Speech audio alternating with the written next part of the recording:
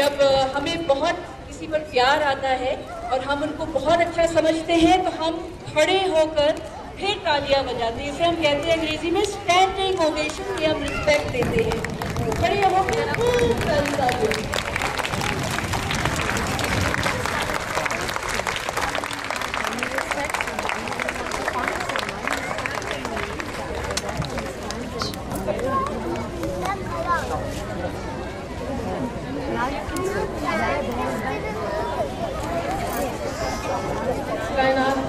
सारी कायनात यही समझती है कि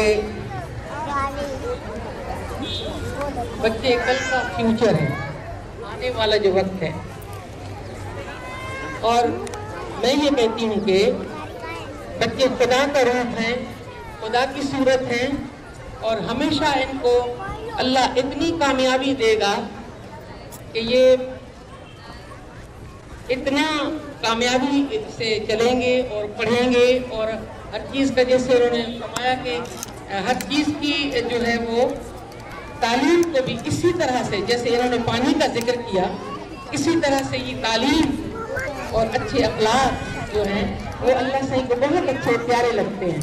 तो छोटे छोटे बच्चे अल्लाह सही को बहुत प्यारे लगते हैं। तो मैं दुआ करती हूँ कि सदा सलामत रहें और खुश रहें और हमेशा कामयाबियाँ आपके पाँव चुमें। मेहरबानी, थैंक यू।